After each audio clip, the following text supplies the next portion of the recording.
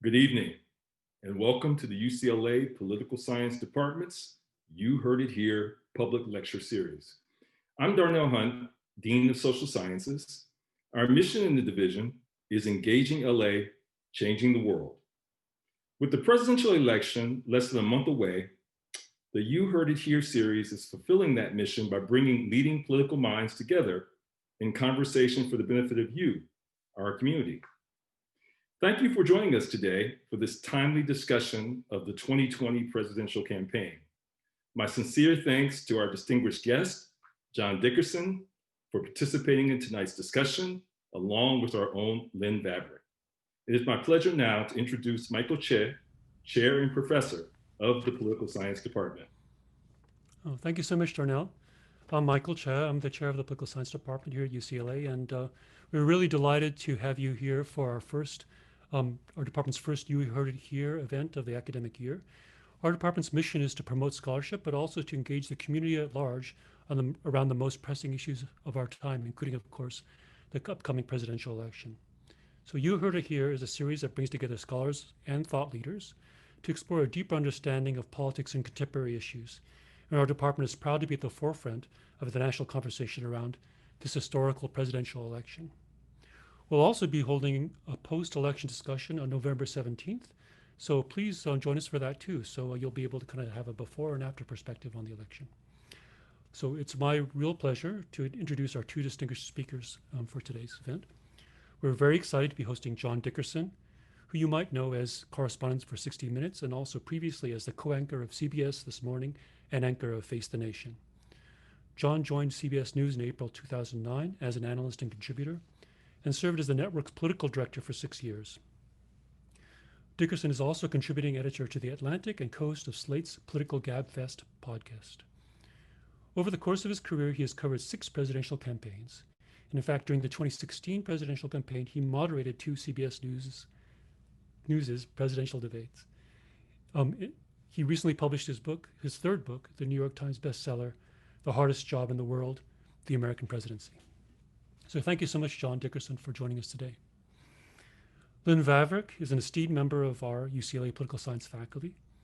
She's the Marvin Hoffenberg Professor of American Politics and Public Policy at UCLA and a regular contributor to The Upshot at the New York Times, where you can see her columns regularly.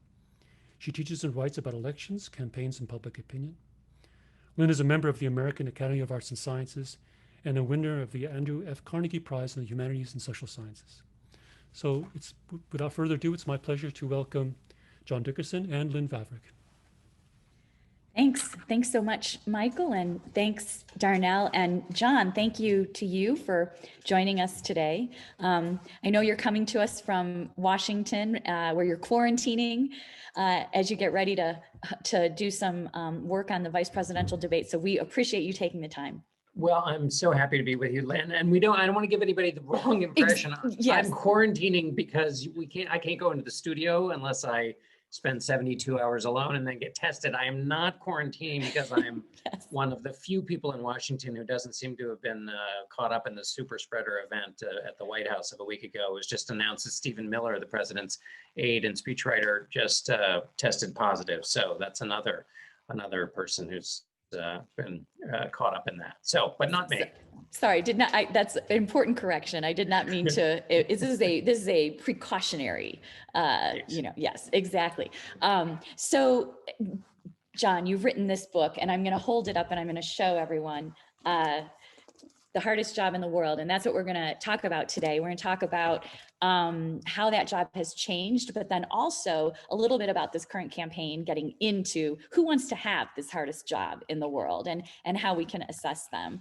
And so I want to recommend the book, obviously, to everyone. You should go out and grab a copy. It is full of stories about the past and what the future holds. So you tell the story in the book that the presidency has changed since it was first conceived. And that change has made it harder. And I wondered if you could start by giving us a sense of what is the biggest way that the presidency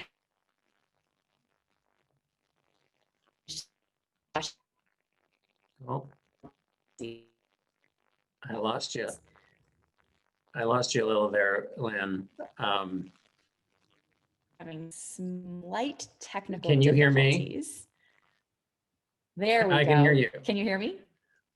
All right. Yeah, You've frozen on my screen, but as Yes, long as I okay. can hear you, then I think I can march forward. Oh, there you are. Now you're in full motion. Okay, we've overcome that small hurdle. Okay. Okay. So should I just okay. I answer your first question? Okay. Maybe it's my hand moving. Yeah. So how has it? Yes, exactly. What is the biggest way the presidency has changed since Washington held the office? Why is it Well, different? where I started with this book was I went back to Washington and that hot summer in 1787 when they were designing the office and tried to look at the original blueprint for the job and then where we are today and why it got so big. I could go on till breakfast, but I think we'll go to some of the big moments. The book starts essentially with FDR after the Great Depression, before the Second World War. He's asking for a few more aides. He has to go to Congress with his hat in hand, asking that they give him just a couple more aides to work in the White House because he has seen what previous presidents had seen, but he'd seen basically that the office couldn't keep up with the pace of modern life. And so he needed some help. Congress was quite unwilling to give it to him. It caused such an uproar. People marched in Washington, calling him a dictator, saying that he was trying to pull this power into the White House. Well, ultimately, he gets the power in order to be able to respond. And he gets the power both because after a long battle with Congress, they give it to him, but also because events of the day and responding to the Great Depression create a pattern of in the country where they started to look no longer to their local officials, no longer to Congress, but look to the president. Now I'll fast forward. Then we have the Second World War, which brings more power into the White House. Truman basically locks in all of those powers because he needs to fight the Cold War. So he pulls in more of the national security state into the White House. And then, of course, after the Cold War, we have the War on Terror. And so from the national security perspective, it's basically gotten bigger and bigger in the White House because, of course, you remember not only, so Truman brings in the Department of Defense or the Pentagon, George W. Bush brings in the Department of Homeland Security, creates the National Director of Intelligence. And then in the domestic sphere, essentially what's happened to increase the presidential to-do list is that Congress has stopped being a powerful participant in American government. And as Congress has either decided not to do the legislative job or has given a lot of its powers to the presidency, it has put more on the presidential plate. And then finally, there's a whole set of norms, some of which are under testing at the moment, in terms of what we expect from presidents, the role to play as first responder, as consoler. Those are all things that were not part of the original job. And so the way that I think about this is the presidency was this job that was supposed to be about restraint and dignity with Washington in mind. And then over time, these crises emerge. And you talk in the book, I love the 2x2 table. Is it important? Is it urgent? And presidents figuring out like which cell of this 2x2 table I'm in. But these crises are important and urgent. And they're not stealing power, but they're just gaining more and more power. Is that a fair way to think about it? Yes, I mean they are stealing power. They are having power given to them by Congress, and then the American people and Congress are thrusting power on them, saying you deal with this. The 2x2 table, which some people out there may know from reading Stephen Covey's 7 Habits of Highly Effective People, was built out of an expression that Eisenhower applied to the presidency, in fact, in leadership in general. And he said, don't let the urgent crowd out the important. And his point was essentially, if you just tend to the urgent matters, you will only tend to the urgent matters, and you won't tend to the important matters, which will become urgent if you don't deal with them beforehand. And there are some things that can only be managed well by managing them in advance. One of my favorite quotes, which didn't get into the book, but was because the book was done right before COVID hit, was a disaster, a former FEMA official telling the New York Times, a disaster is a bad time to exchange business cards. And what he meant was you need to have your relationships built, your acting gear as an organization before the disaster hits, because when it does, you want to have time to build up those relationships. And that works across the presidency. But back to your original point, the presidency is a job about priority setting and the priorities. So Senator Lamar Alexander tells the story of working in the Nixon White House and being told, Lamar, I know you think these things are important, but they are not presidential important. And that idea of the excruciating screen that has to exist for decisions to get to the president, and most of the rest of it has to be handled by others. So keeping with this theme of power, presidents are taking this power, the job is becoming bigger. That's making it harder and harder to do. And they never give power back. So once you have it, I mean, this might be true of all humans, you don't give it back. And so Donald Trump has demonstrated that power can be a force that divides people. He, in his campaign in 2016 and throughout his administration, has done this, sometimes on purpose, sometimes not on purpose. But we can see that in public opinion data when we look at the mass electorate. In your view, can power unite people? Is there a way that, since presidents have this power, can they use it instead to do the opposite of division, which is to have a unifying moment? And how might that happen? Sure. I mean, it certainly can be used, but as you know better than anybody on the planet, we now have a situation where we're so polarized that the exercise of any power, even if it's for a quote unquote unifying purpose, can divide, because we've set up a situation in which anything a president of one party does, the other party is automatically or almost automatically against. So it can be done. It's just harder to do. And I think one of the tests of a Biden administration, if he's elected, is the promise of what he's says his presidency will be like, is to use the power of the office to unify people. And that means both symbolically, but then also through legislation and through working with Congress in a way that the sitting president has not. But I think mostly the ideas that immediately come to mind would be more ceremonial kinds of acts that a president can make. I mean, one of the problems with the office, but also one of the powers that a president has, is it has become a celebrity office. And so no longer is it the case that James K. Polk had to have Hail to the Chief played before he walked into the room so people would know he was there. Now everybody knows where the president goes, and it stops traffic. And so you could imagine a president doing a host of things, A, to address the partisanship in America right now, but B, in response to a crisis like COVID-19.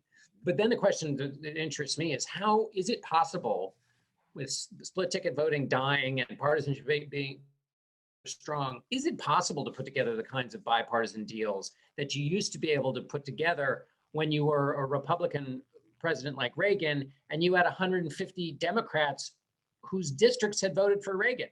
That doesn't happen much anymore at all, So what would that look like? I'm not sure, but we might find out if Joe Biden is elected. You talk to these people, a lot. And they all talk to you, they trust you, and they tell you things. And what's your sense of it? Is that possible? Put the politics, the mechanics of it that you just talked about aside for a minute, the split ticket and the you didn't win my district, but you're sort of very good at assessing the humanity that's out there. And is there capacity for that in Washington? Well, they're all very, the senators in particular are frustrated that they don't get to vote anymore on anything. And this was true under Democratic leader Harry Reid, and it's true under Mitch McConnell. And what happens is essentially the leaders of the parties manage the bills that come up, and they do so in a way that doesn't put anybody who's in a tough race or likely to be in a tough race in a bad spot, or that might reflect poorly on the president.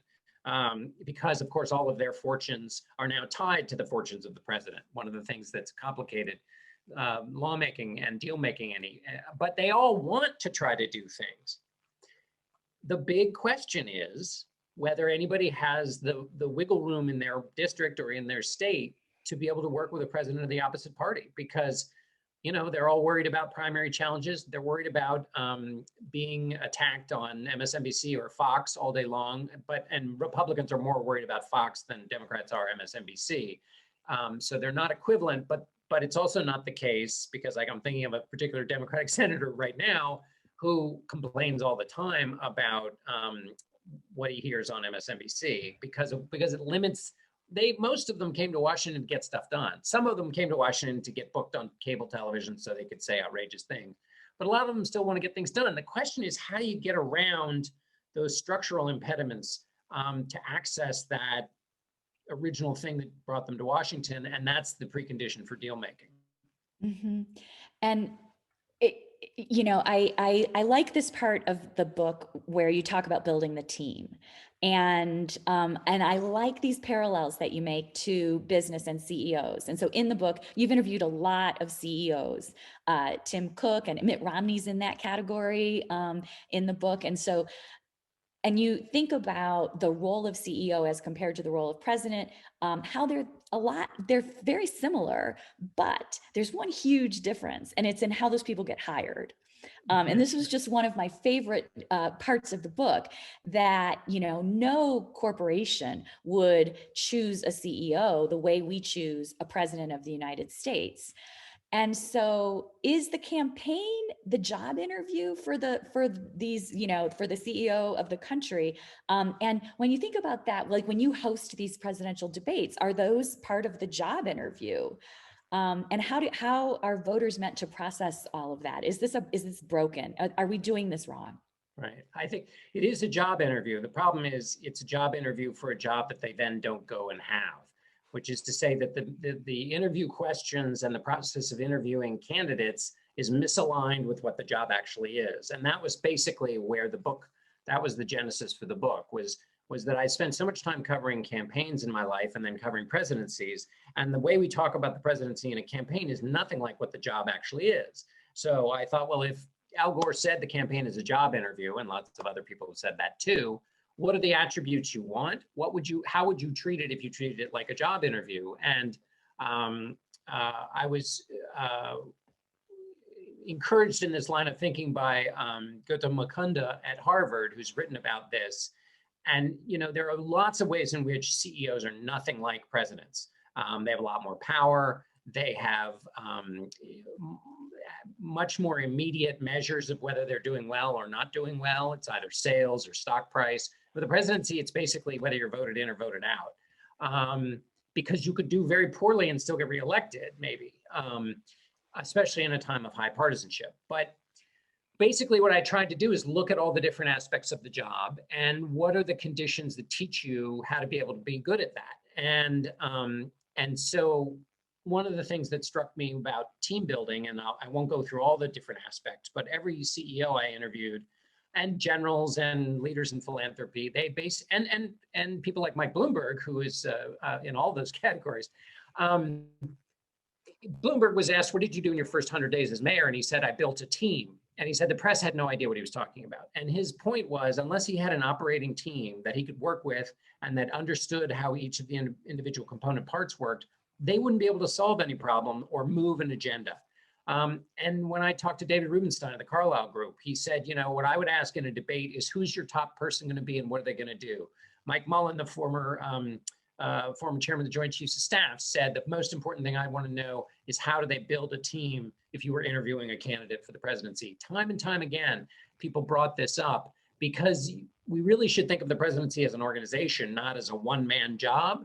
And so that's where Tim Cook came in when he talked about his job at Apple as really being an orchestra conductor. He's not playing the first violin. He's got somebody to play the first violin. And he knows who to put in what right place and how to have them play at which time and how to prompt people to make the whole operate efficiently. That's not really the way we talk about the presidency and campaigns. And in fact, if in a debate you asked about a presidential candidate's management theory, everybody would scratch their head and wonder what the heck you were talking about. Believe me, I've tried. I want to push on this topic a little bit more, but I have to tell you, I think every author hopes to hear this, so I hope you think this is a compliment. But your book has changed the way I think about the people in my life. So this part of the book where you talk about the orchestra conductor and who's playing the first violin, who's your chief of staff, that really was important to me in reorienting. When I think about people now, I think that's my chief of staff. That's my person who's thinking about my long term, what should I be doing next? And now I realize how the people around me have very different skill sets. And it's all about figuring out how to deploy them in their skill set and knowing what they're good at. Yeah, well, that's lovely to hear. Thank you. I'm glad to hear. It's very flattering. It's true, and also I found I talked to Jeffrey Zients, who was head of OMB under Obama. He was also responsible for basically rescuing healthcare.gov. He has been in the private sector for much of his career, and his point was that in the private sector, and this is backed up by data, CEOs are obsessed with not only hiring the right people, but being in a constant motion of finding the next right people. Because you can't just say, oh, we got to fill a slot, let's go look. If the really, really great leaders have either do this themselves or have somebody deputized to do it, to go find the talent that isn't ready to leave where they're working yet, but might be in 2 or 3 years, or might be if you could offer them the right opportunity. And so that forward-leaning approach to talent is something that's at the forefront of what people are trying to do in the business world. And in the White House, it's the total opposite. I mean, this particular White House, it's really the opposite. But because the president has explicitly said, I just hire people when they're needed. But you can't do that. Doesn't work that way. And but even under a different president, the personnel process is clotted up with political favor paying. And so the resumes you get are all weighted towards political reasons, which means they may or may not have any aptitude for the job you're hiring them for. And the organizational structure in a White House is already complicated enough because there isn't really, it seems like there is one, but there's not. Every administration has to make theirs up. So you're trying to figure out what the job is and then find people to fill it who may not be ready for it. And so makes it very hard to operate a White House the way it should be operated if you think of it as an organization. So let's go back. You mentioned being a debate moderator and trying to ask people about theories of management. But let's go back to those 2016 debates that you moderated.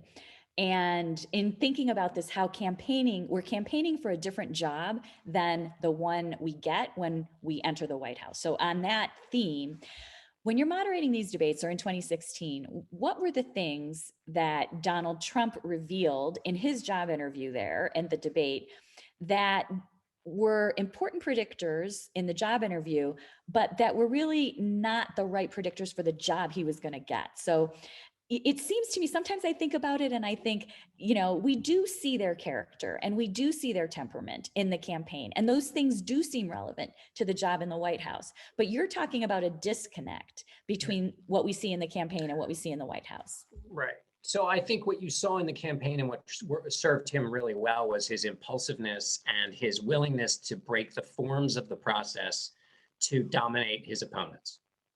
It worked incredibly well for him. He beat all these professional politicians and he, skunked a lot of pundits who thought he would get nowhere.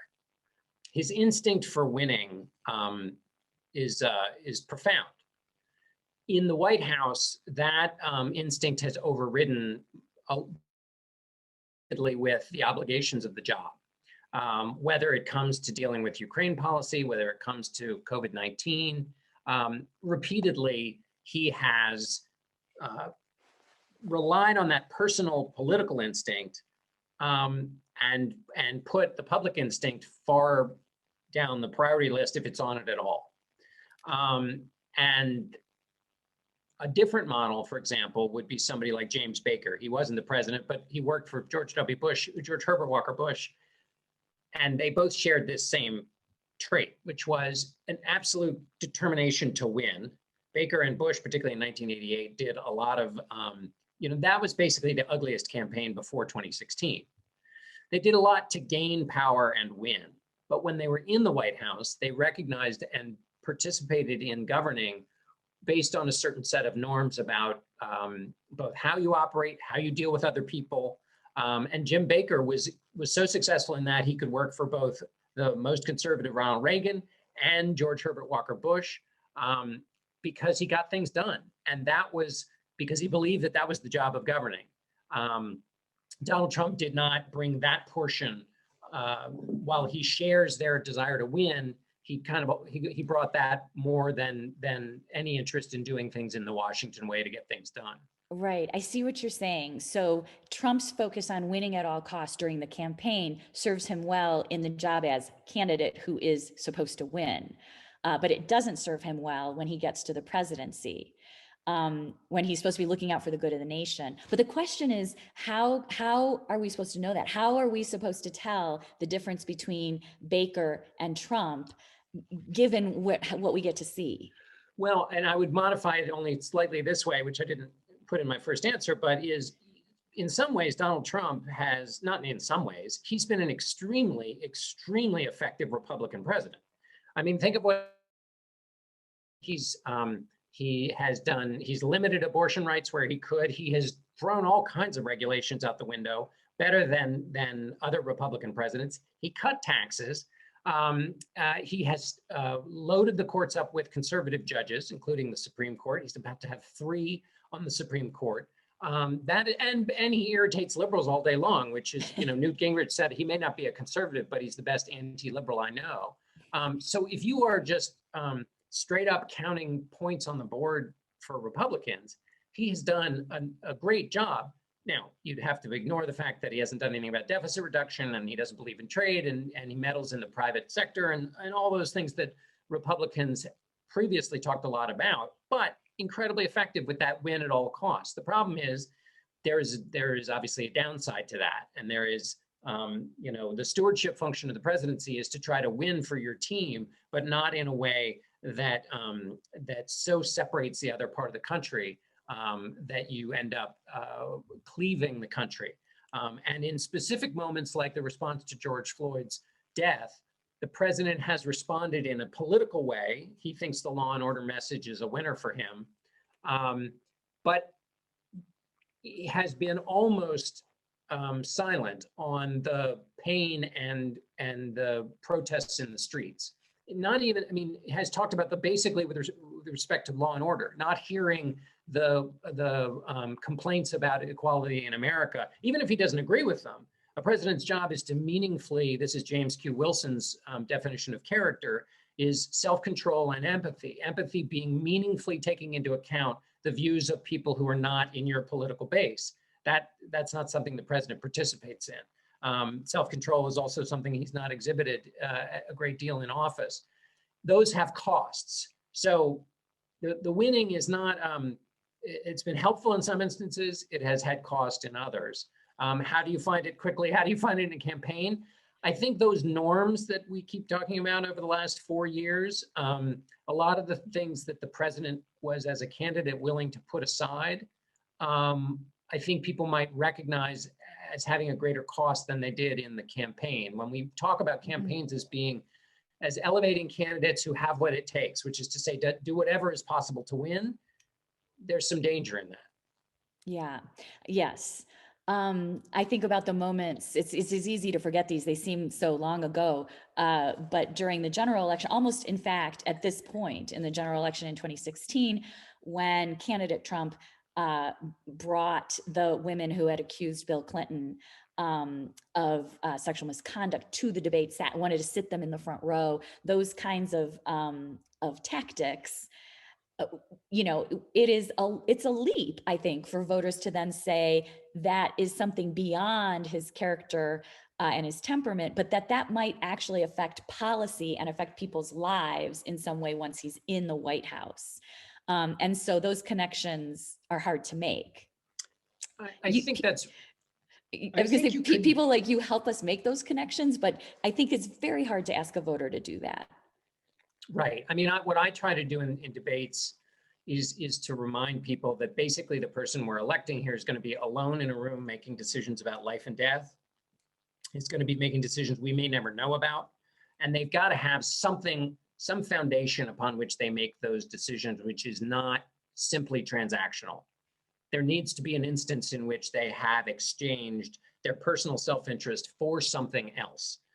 So you try to bring out that in the course of a debate or in the course of an interview to see if they've got those other component parts of the presidency. Because you could imagine, and George Bush and Jim Baker, they tore Michael Dukakis apart pretty good. But what you would have, if you were trying to make the case for George Herbert Walker Bush, you could say, sure, he plays hardball, but he has spent his entire career devoting it to national service, devoting it to the country, often taking lesser jobs because he felt it was his duty, and so that you could see in his career and his life that he believed basically that certain things were more important than his own personal success. I think you would have been hard pressed to find that in Donald Trump's past. So that would have been a key. That would have been, and that would be something for voters to maybe move up a little bit more in their choice matrix than they might have in the past if they're concerned about having a balance. Yeah, in our job interview, we want to bump that question up. How's Joe Biden doing on the job interview? As you look out at his campaign, the decisions he's made to come off the campaign trail to do any of those things signal to you things that might be important to doing the job? Well, it's funny. I mean, his job interview is like my son's college selection process. It's being done in this weird environment. So if you're looking at the colleges as a senior, you can't go visit them. So it's this completely shattered experience. So that's what his campaign is like. So we have limited ability to assess him. However, having said that, and as you know, I spent a lot of time trying to think what the campaigns really tell us about. And my argument is we've come to believe that if you've done well in the campaign, you'll do well in the office. That's not true.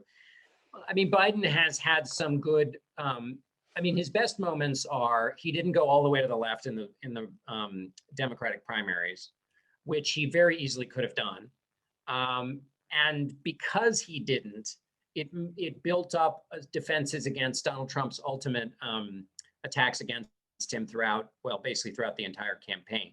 Yeah. I think it also, and you would know this better than I, but if he's trying to shrink Trump's share among non-college white voters to the extent that he is harder to paint as a flaming socialist, that might make him more accessible as Joe from Scranton. So he was smart enough to think long enough term to not give in to that impulse in the primaries when he was down and basically counted out. You could imagine him stabbing at some kind of wild, very far left policy to try to get attention, if nothing else. So that suggested a sense of long-term, or a thinking about the long-term and not the short-term, which is another one of James Q. Wilson's definitions of character, and is crucial in the presidency. It's what Eisenhower's talking about when he says urgent and important. So that's one thing. I think he basically did what he needed to do to prepare to give what ended up being a presidential-looking speech at his convention. He knew that he would be appearing for voters for the first time in a way they'd never seen him before, as a number one, not as always a number two.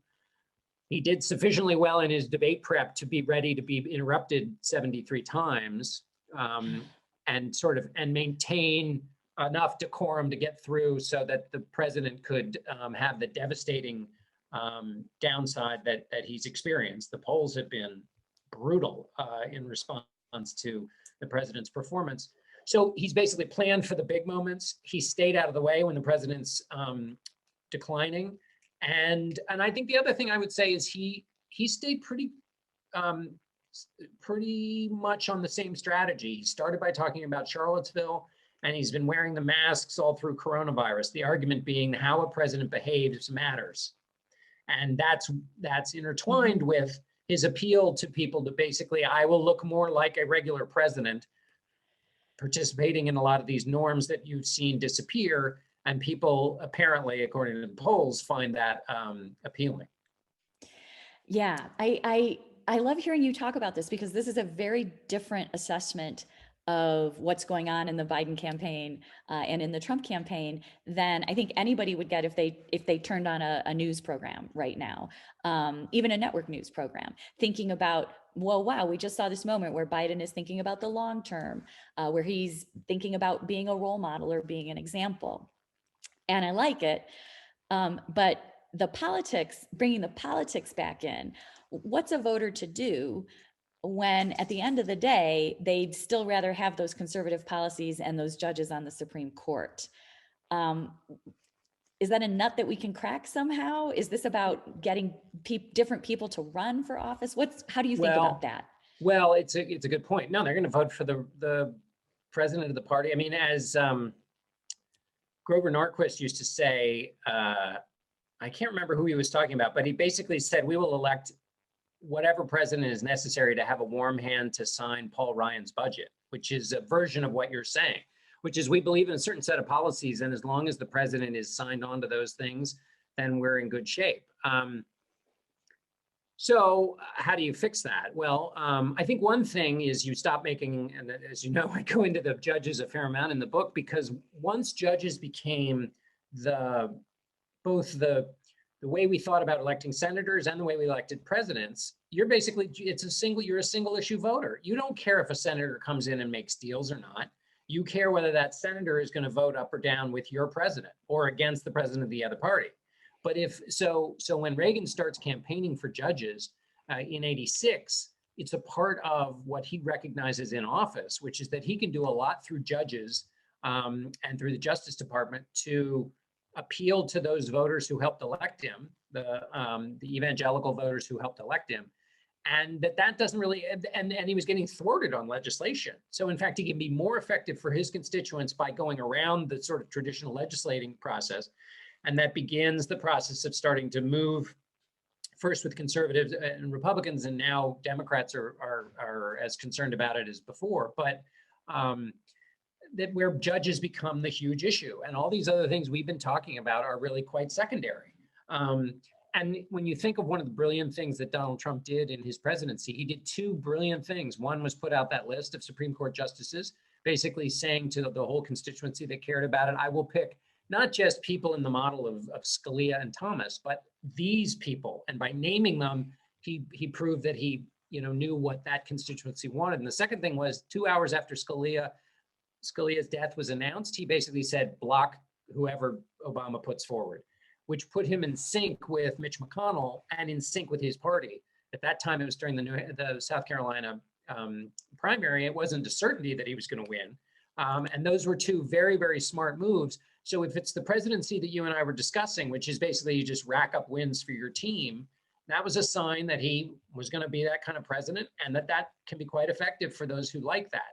Again, we come back to the costs, and I don't really have an answer for how we make people attuned to the costs that come from running a base-only presidency, whether it's Democratic or Republican.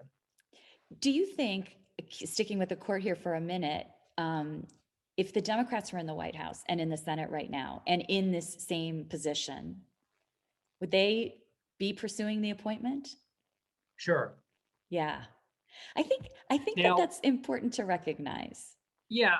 So here's the thing is it's a combination. So pursuing the appointment, of course they tried to pursue the appointment with Merrick Garland. And LBJ pursued it with Abe Fortas. It's just that Fortas was collapsed of his own weight, but he did it in June or July of '68. So the problem, of course, is that Mitch McConnell and although McConnell was much more careful than his colleagues, but they created this tradition out of thin air, and so it's the going back on the fake tradition that is the problem. What they're doing now is what Democrats would have done.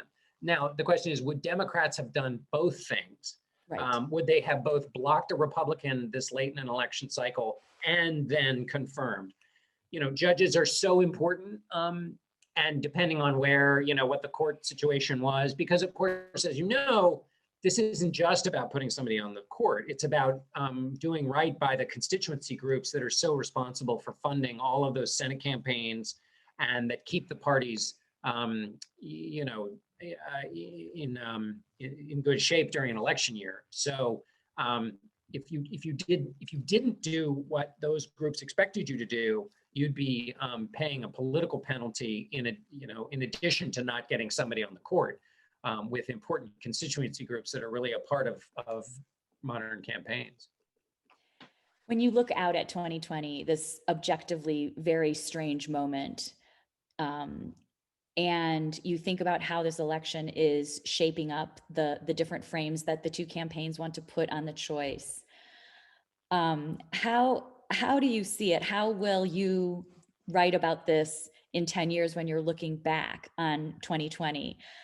You wrote recently, and when you were on Colbert, you talked about don't mix the human with the political. But this seems like the right moment to mix the human with the political. And you've written about that too, that we need a little more humanity here and a moment to really take stock, because this is an unusual moment. But how do you think this is going to be viewed when we're past it?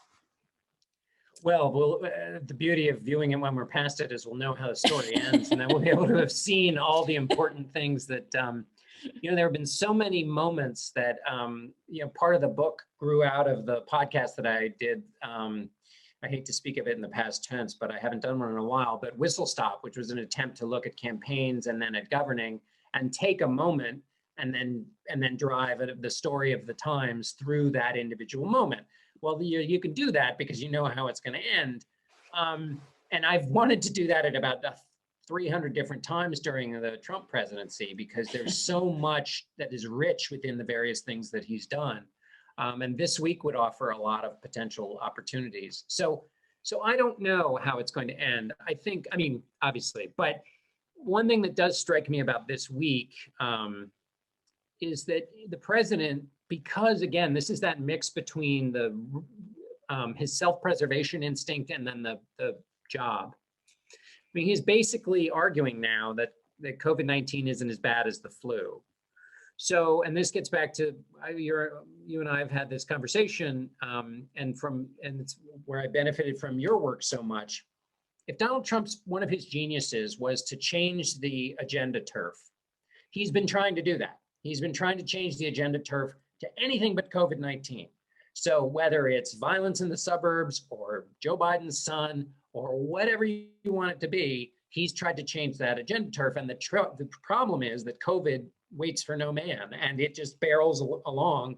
And you may try and change the agenda turf for one half of a news cycle, but it comes back with the march of the nearly 210,000 who are dead.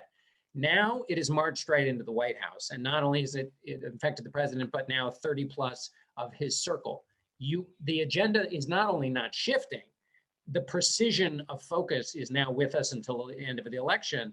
And the president now has initiated a new round of the debate about whether COVID-19 is something everybody should buck up and be able to get through, or it's just like the flu, which means that's all we're going to talk about, which for him, given what people think about his handling of the issue and how important they think it is, it's just the opposite of agenda shifting. He's said, I'm planting my flag in the most bad part of this agenda. I completely agree with you. But do you really think it's true, John, that this is 30 days? That's like an eternity in Trump land.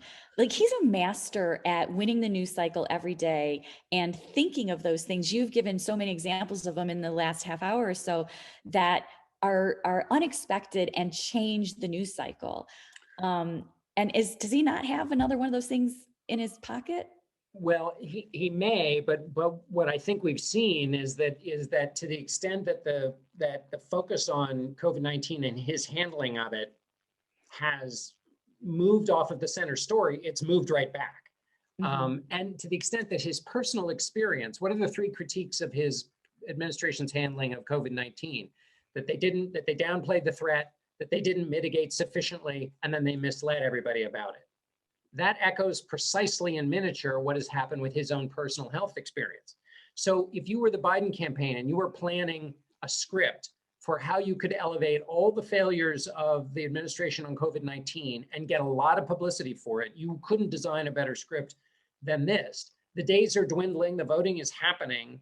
So, and I think also, you know, as you know, I mean, it's often the case that campaigns are referendum on the incumbent. So to the extent that it's a pattern, that it's a referendum, to the extent that people are talking about COVID because they can't, because the economy, you know, is in a crater because of COVID, I think it's hard to move off of this issue. And now he's at least put one more brick in the backpack as he tries to struggle over this issue to get to something else he might want to talk about. Now, an event may intervene for sure, but that would have to be, it would have to be a pretty big outside event. So I'm not saying it's over Yes. by any means.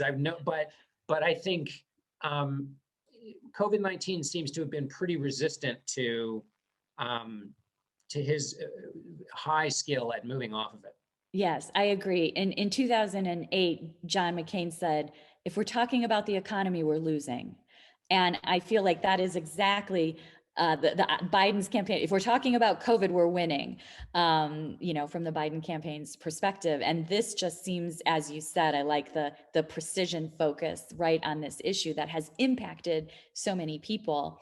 I worry about what's coming in the next 30 days that is COVID related, which is the vaccine and the politicization of a vaccine, whether it is safe, whether it's effective. And as you think about that, am I paranoid, or is that going to be the next 3 weeks that's coming? Well, it is, but you've just churned something up in my brain that I want to bring back. We were talking about the benefits of the win at all cost mindset and how much it has delivered for the president and his party. And I didn't mention, oddly, because I've just made the case that we can't get away from COVID. I neglected to mention the biggest part of this, which is that the president's inability to effectively respond to COVID. And that's a double-barreled thing. That's not just, you know, making sure there's enough testing and PPE and the rest of it, but there's also the public information aspect of it. And if you talk to disaster experts, the number one most important thing is to deliver good, clear information to the public. Even if that information changes, people need to trust you, and they need to constantly be in connection with you. And so basically, to use the full power of the presidential persuasive powers, even though they may not be what they once were, the president had so diminished those coming into the crisis that he couldn't, by following his instincts, that he didn't have that ability. Then he followed his instincts in the crisis, downplaying it because of its political downside, that then exacerbated the problem. And that's a way in which there is a real cost to either lacking or not being interested in the skills that would be associated with the presidency governing the entire country. So I wanted to make sure that that I got that in there, because it's a very important point about where this mindset actually has real costs. And now I've totally diverted myself. What was the actual question you asked that I didn't answer? Is the politicization of the vaccine coming in the next 14 days? So the FDA just got approval to slow down the process. There was, the New York Times reported today that on September 21st, the FDA sent a memo for approval to the White House, basically saying, we can't rush. I think there are 4 trials that are in stage 3. There's about to be a 5th one that's in stage 3, which is the final trial stage. But the FDA said, we can't rush this. And so what that means is they want 2 months of testing of the vaccine before they finish this stage. And they have to have a certain number of cases, and this is the grim part, of volunteers who are given the placebo who react negatively. So that has now been approved according to the Times this evening. And so the FDA has essentially slowed the process down to the point where the Times says there won't be a vaccine before the election. Yeah. So now that doesn't mean the president's going to not try and do things, but the system seems to have asserted control over this. And the reason this is important is, of course, the drug companies aren't going to rush out a vaccine ahead of the FDA. Right. It's impossible. The final point I would make is, in talking to experts about this, the other thing to worry about, and the thing that we should be talking about all the time in the campaign, it's sort of weird that we don't, is getting the vaccine distributed Just who gets it when is a big, huge question. But then there are all these other things I didn't understand about. But to distribute it, you need to have certain kind of glass that is extremely clean, just to use a blunt term, but that is— Don't think about it too much.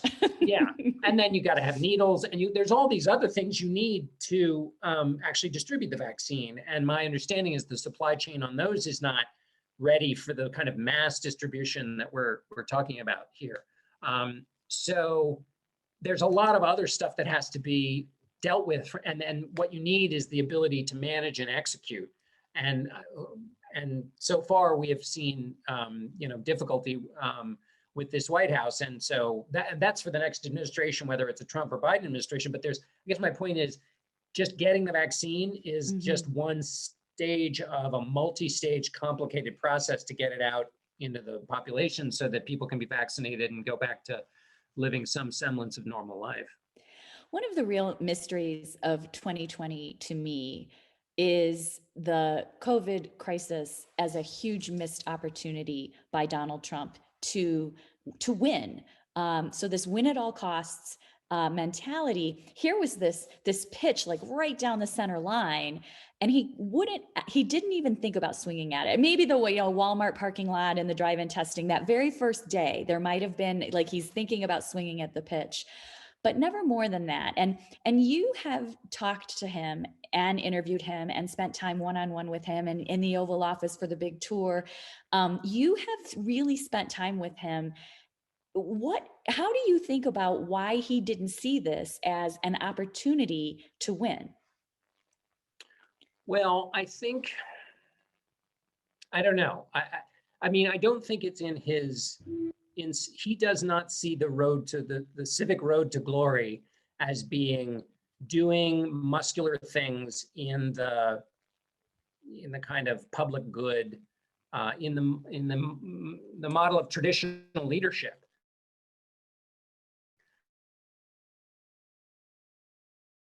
For it, because basically you put your hands all over COVID-19 and you're to blame for it. And so if you can find a way to, and it used to be that we believed the office was the buck stops here. So anything that happens on your watch between inauguration and the day you leave, you're responsible for. And the president has tried to rewire that. And if he's reelected, he will have done so, which is an extraordinary thing.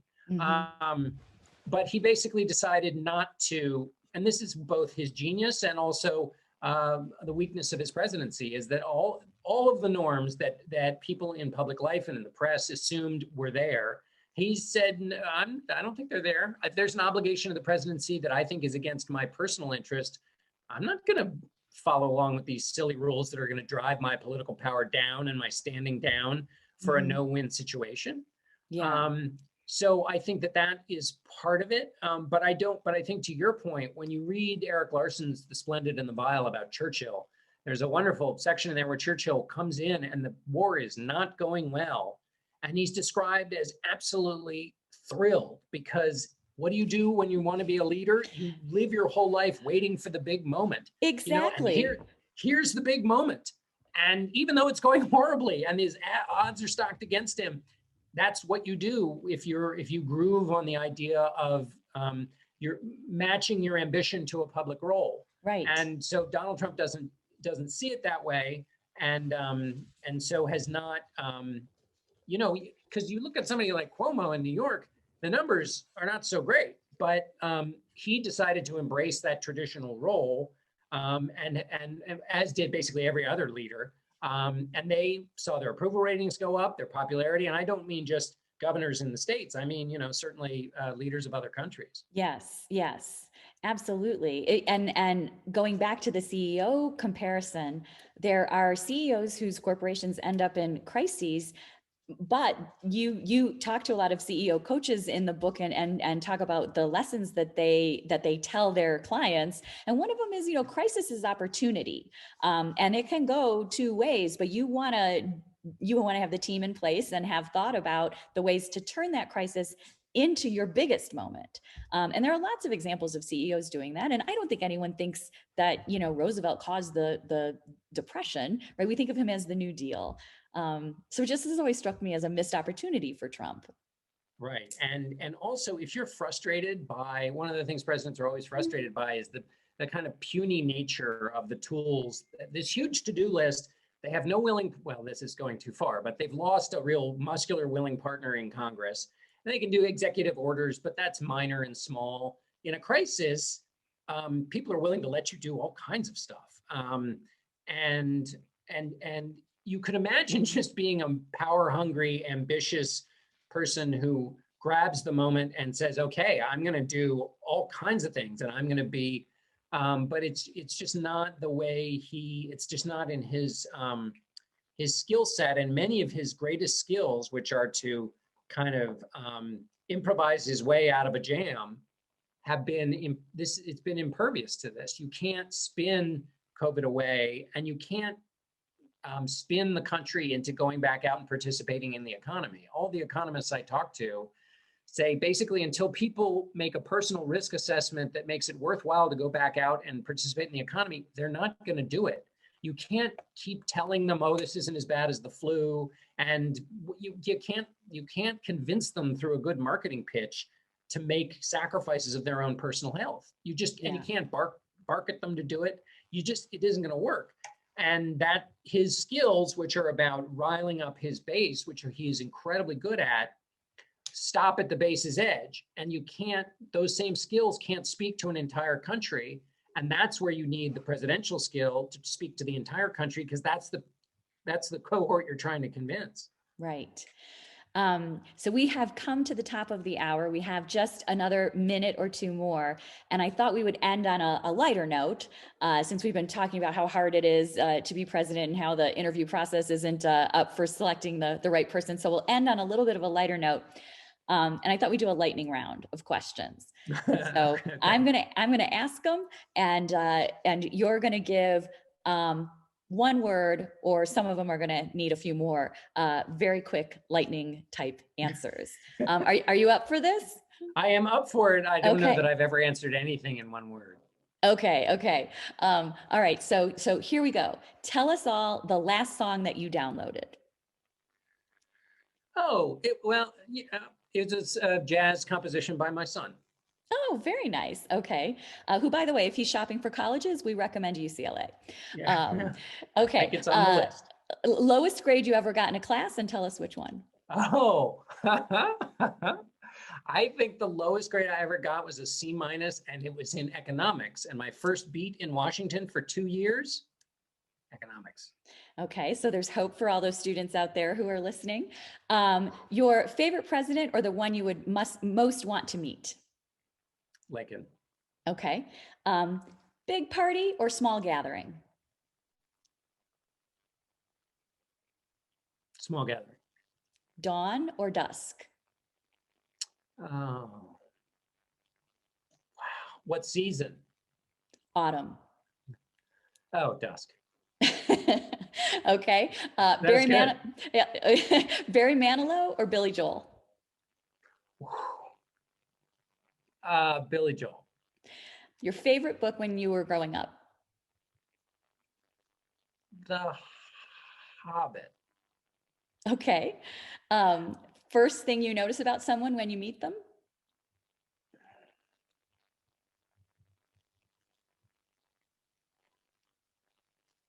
Where they put their eyes. And the last one, if you were running for president in 2020, what would your campaign slogan be?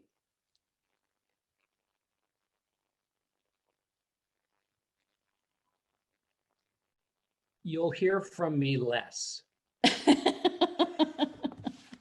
Excellent. Thanks for playing along. I want to take just a minute to remind everyone about John's book, The Hardest Job in the World, and to thank you for taking time at this very busy time to come and talk to us. We will be following you on 60 Minutes and on all the CBS News broadcasts, and tomorrow night after the debate, or Thursday morning. Thanks, John, so much. We really appreciate it. This was just a real pleasure. Thank you so much. Excellent. It's really fun. Thanks. And thanks to everyone for joining in. We hope you'll come back for our post-election You Heard It Here. Everyone have a good night.